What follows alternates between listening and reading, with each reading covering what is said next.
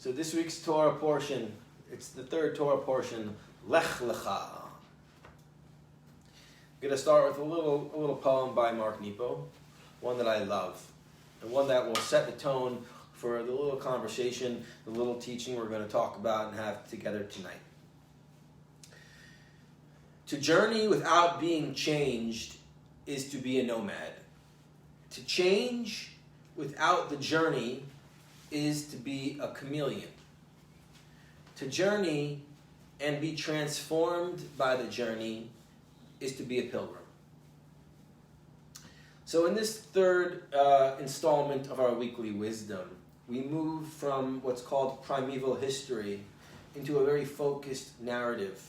And our protagonists are Abraham and Sarah and their journey. This week we learned about this midah, this ethical trait, and it's called in Hebrew yirah, and it's connected with Abraham. So yirah means awe, and Abraham, we learn, exhibits this sense of awe, and we also know that Abraham is the father of the three major Western world religions. Our text doesn't say much about Abraham and Sarah. And the first thing that we hear is God calling out to Abraham saying, lech lecha, go from your land, from your birthplace, from your father's house, to the land that I will show you. Where are they going? Unknown. What are they leaving? Everything. Our commentators explore and try to understand this first directive that God gives Abraham, lech lecha. It's two words. It could just be one. Lech, go. Why lech lecha? So there's a conversation that goes on, and there are different options and opportunities to understand this two-word directive that God gives. So for Rabbi Samson Raphael Hirsch, lech lecha means go by yourself. This is one journey that must be made alone. One must become a stranger in the world to view it clearly, a wanderer to find its resting point. One Hasidic translation of lech lecha is go to yourself. That is, go to your roots to find your potential. Ramban Nachmanides says it means lech lecha, get on with you. Or Philo teaches it in an allegorical way. It means go forth. Depart out of this earthly matter that encompasses you. So different options. Go by yourself. Go to yourself. Go for yourself. Go forth. Get on with you.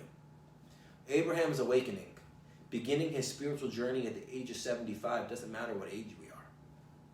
He is hearing a call, and he is heeding the call. And he is silent, and he is listening.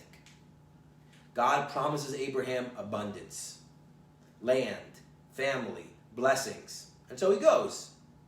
And when he arrives in the place that God tells him to go to, there's a famine in the land. Perhaps not what he was expecting with all these promises.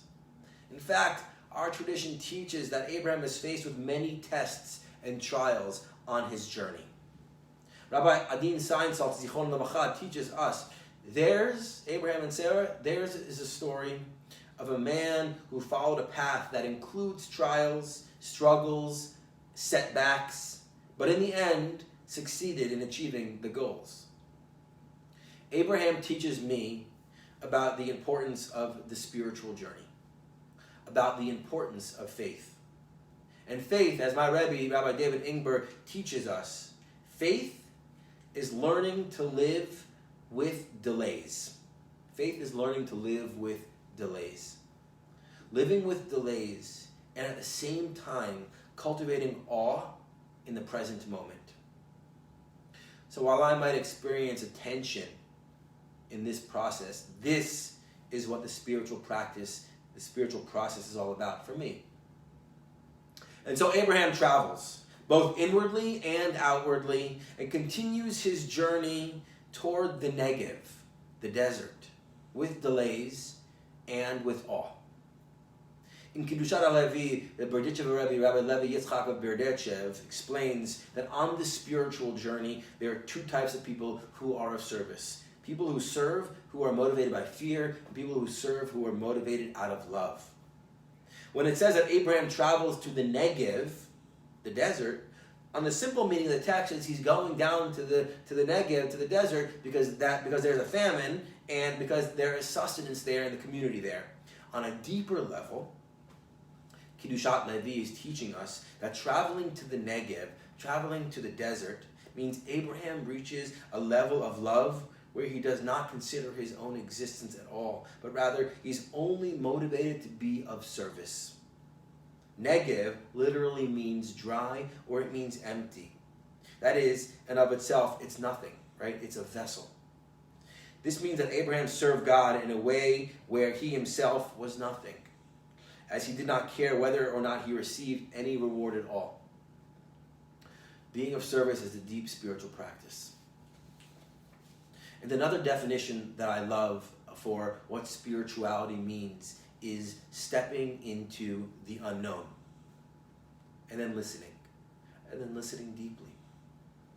So as I reflect on Abraham's journey, he did just that. He emptied himself like the stillness of the wilderness, the Negev night.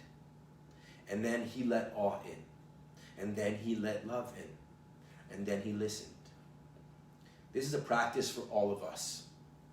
For we are all called to lech lecha, to go by yourself, to go to yourself, to go for yourself, to go forth and get on with you. And then listen. Listen for the soul's calling and the call of the soul, which happens to be two different things. Mark Nebo again teaches us it is giving our complete attention to the silence that holds ourself, that awakens us to both the soul's calling and the call of the soul. While the soul's calling is the work that we are born to do, the call of the soul is the irrepressible yearning to experience aliveness. The center of our aliveness doesn't care what we achieve or accomplish, only that we stay close to the pulse of what it means to be alive. In doing this, we stay close to the energy of life. So we might not yet know what our soul's calling is, what work it is that we are born to do, and that's okay. Perhaps Abraham didn't know either. But we, you, me, Abraham, Sarah, can begin by recognizing and continually recognizing the call of the soul, the irrepressible yearning to experience aliveness. From Abraham, I learned to listen for this inner call. It is the practice of emptying ourselves like the desert so the winds of love and awe can glide through. It is the practice of faith and learning to live with delays. It is the practice of deep listening to the voice that says, lech lecha. Go by yourself.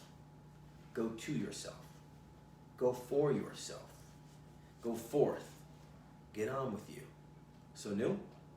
Let's get going. Shabbat Shalom.